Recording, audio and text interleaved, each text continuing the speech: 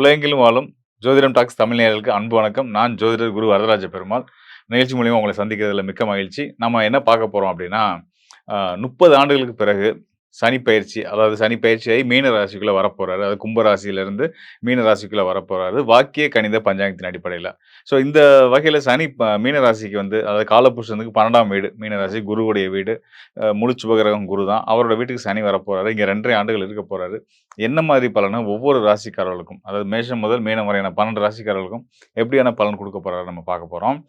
அதாவது சனி வந்து பார்த்தீங்கன்னா, எல்லாருமே ஜென்ம சனி, 7 சனி இது மாரி சனிய பத்தி நெறைய விஷயங்கள் வந்து தெரிஞ்சு வச்சிருப்பீங்க.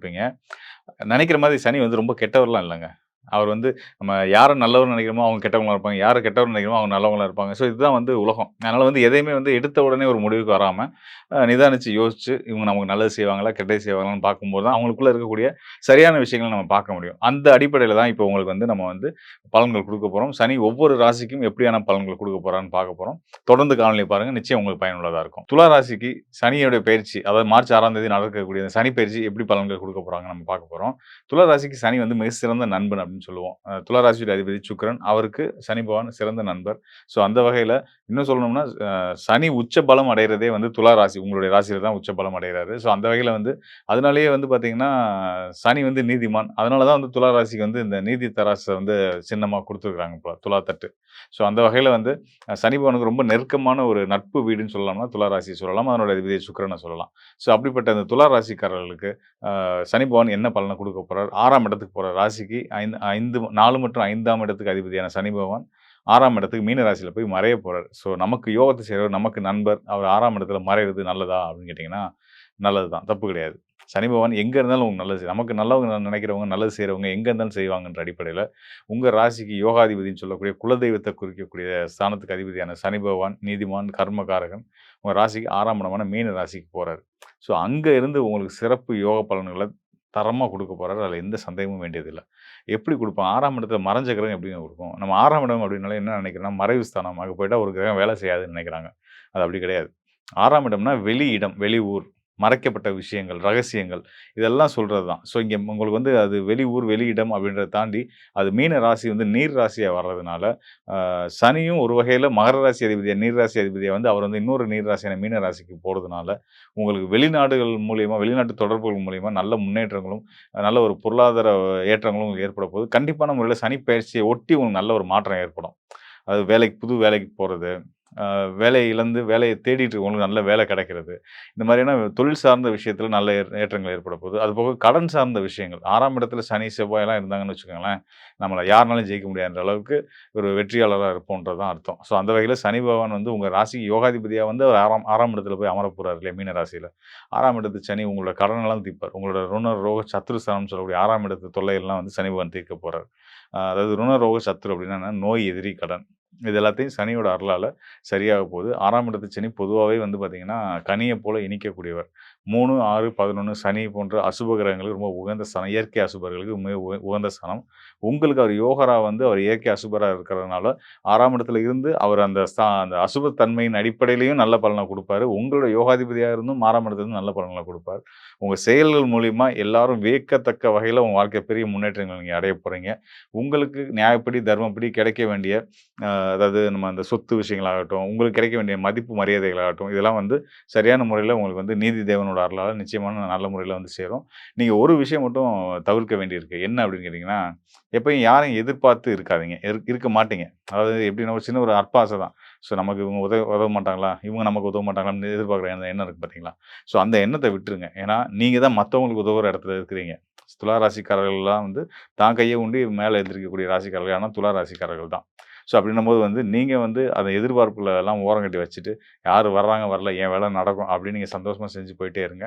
மிக சிறந்த ஒரு நல்ல ஒரு வாழ்க்கை வந்து உங்களுக்கு வந்து பூஞ்சோலையா மாறும். அதன் மூலியமா நீங்களும் மன மகிழ்ச்சியோட சந்தோஷமா இருக்கலாம். பொருளாதாரத்திலயும் முன்னேற்றங்கள் ஏற்படும். உங்க பொருளாதாரத்த வேகம் வந்து இன்னும் ரொம்ப சிறப்பா ரொம்ப ரொம்ப வேகமா இருக்க போகுது அப்படின்றத நம்ம சொல்லணும்.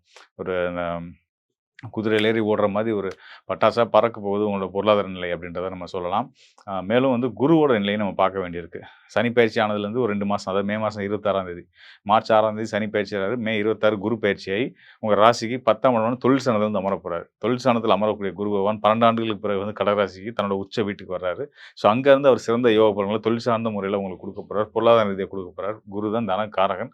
நிச்சயமா தொழில் ஸ்தானத்துல இருந்து நல்ல பலன குடுக்கப் போறார். அது மட்டும் இல்லாம அவர் தொழில் ஸ்தானத்துல இருந்து உங்க ராசிக்கு 6ஆம் இடத்துல இருக்கக்கூடிய சனி பகவானுக்கும் தன்னுடைய பார்வைய குடுக்கப் போறார். சனி, குரு 2 பேருமே சேர்ந்து, அது இயற்கை அசுபரும், இயற்கை சுபரும் சேர்ந்து உங்களுக்கு யோக பலன்கள அள்ளிக் குடுக்கப் போறாங்க அப்படின்றது தான் உள்ளபடியே உண்ம. மேலும் இப்ப நடக்க இருக்கக்கூடிய இந்த வாக்கிய கணித பஞ்சாங்கத்தின் அடிப்படையிலான இந்த சனி பெயர்ச்சி அப்படின்றது வந்து பார்த்தீங்க அப்படின்னா, நம்ம முன்னாடியே சொன்ன மாதிரி 30 ஆண்டுகளுக்கு பிறகு வந்து அவர் வந்து மீன ராசிக்குள்ள வரப்போறாரு. அதாவது மீன ராசி அப்படின்றது வந்து நம்ம முன்னாடியே சொன்ன மாதிரி குருவுடைய வீடு, சுபகிரகத்தோட வீடு. ஸோ அங்க 2 1/2 ஆண்டுகள் இருக்கு. அதாவது 30 ஆண்டுகளுக்கு பிறகு அவர் வந்து 2 1/2 ஆண்டுகள் இருக்கக்கூடிய அந்த ஒரு 2 1/2 ஆண்டுகளுக்கு நடுவுல வரக்கூடிய ஓராண்டுல தான் வந்து குருவுடைய பயிற்சியும் இருக்கு. குருவும் 12 ஆண்டுகளுக்கு பிறகு வந்து அவருடைய உச்ச வீட்டுக்கு வரப்போறாரு. ஸோ குருவுடைய அந்த உச்ச நிலை அப்படின்றது வந்து பார்த்தீங்கன்னா, சனிக்கு சுபத்துவ தன்மைய கூட்டிக்கிட்டே போகும். எப்படின்னு கேட்டீங்கன்னா, சனி இருக்கிறது குருவுடைய வீடு. அ மோட்சஸ்தானம் 12ஆம் இடம், காலபுருஷனுக்கே 12ஆம் இடம் அதுதான் மீனராசி. ஸோ அந்த வீட்டோட அதிபதி தான் குரு பகவான் தான் உச்சம் பெறப் போறாரு. மே மாதம் 26ஆம் தேதி சனி பெயர்ச்சியில ஆனதுலேருந்து 2 மாசம் கழிச்சு. மார்ச் 6ஆம் தேதி சனி பெயர்ச்சி ஆறாரு. அங்கருந்து மே 26ஆம் தேதி குரு பயிற்சி ஆறாரு. குரு பயிற்சியாகி அவருடைய நிலை வந்து சனிக்கு பார்வை குடுக்க போகுது. அதாவது சுபத்துவமான குருவோட வீட்ல இருக்கக்கூடிய சனிக்கு குருவுடைய பார்வையே கிடைக்க போகுது. குரு முழு சுபகிரகம் அவரோட பார்வையோட இந்த 1 ஆண்டுகள் இருக்க போறாரு. அதுக்கு அடுத்ததா வந்து பார்த்தீங்கன்னா, ஓராண்டு இருப்பாரு. அதுக்கப்புறம் என்ன பண்ணுவாரு சனி பகவான்? ஏன்னா சனி பகவான் 2 ஆண்டு இருப்பாரு. குரு 1 வருஷம் தான் பார்த்துட்டு இருக்காரு. அதுக்கப்புறம் என்னங்க ஆகும் அப்படின்னா, குரு அதுக்கு அடுத்ததா சிம்ம ராசிக்கு போயிடுவாரு. சிம்ம ராசிக்கு போனாலும் சனி இங்க தான் இருப்பாரு. 2ஆம் இடத்துல தான் இருப்பாரு.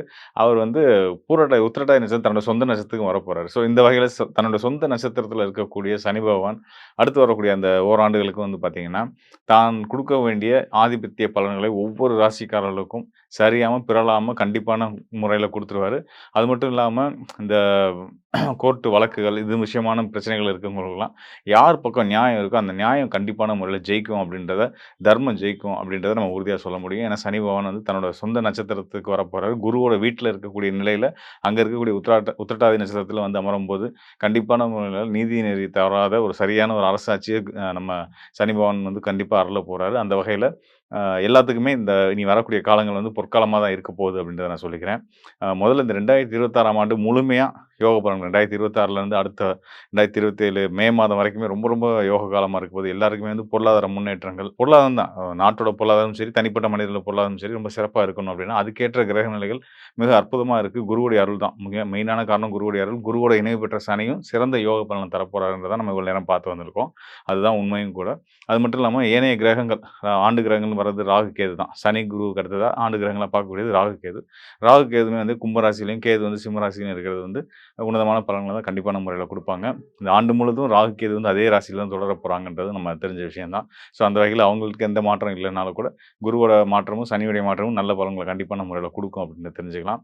இதெல்லாம் வந்து ஒரு பக்கம் இருந்தாலும் கூட, கோச்சார அடிப்படையில நம்ம ராசிக்கு தற்கால கிரகங்கள் எங்கெங்க இருக்காங்க, குரு எங்க இருக்காரு, சனி எங்க இருக்கிறாரு, இவங்க என்ன நட்சத்திரத்தில இருக்காங்க, இந்த பயணங்கள வச்சு தான் நம்ம வந்து கோச்சார பலன்கள் சொல்லிட்டு இருக்கோம். அது 100% முழுமையா நல்ல பலன்கள தான் குடுக்க போகுது அப்படின்றதுல எந்த சந்தேகமும் இல்ல. ஒவ்வொரு ராசிக்குமே உலகளாவிய அளவுல எல்லாருக்குமே நல்ல பலன தான் குடுக்க போகுதுன்றதுல எந்த சந்தேகமும் இல்ல. இத தாண்டி உங்களுக்கு இன்னும் துல்லியமா உங்களுடைய வாழ்க்கைக்கான எதிர்காலத்துக்கான பலன நீங்க தெரிஞ்சுக்கணும் அப்படின்னா, உங்களுடைய சுயஜாதக ஆய்வும் தேவை. உங்களோட சுயஜாதகம் மற்றும் இந்த கோச்சார பலன்கள் 2யும் இணைச்சு நம்ம பார்த்து சொல்லக்கூடிய பலன்கள் இன்னும் துல்லியமா சரியான பலன்களா இருக்கும். ஏன்னா உங்க ஜாதகத்தில சுய ஜாதகத்தில லக்னம் என்னவா இருக்கு? லக்னத்துக்கு நடப்பு தசாநாதன் பகையா? நட்பா?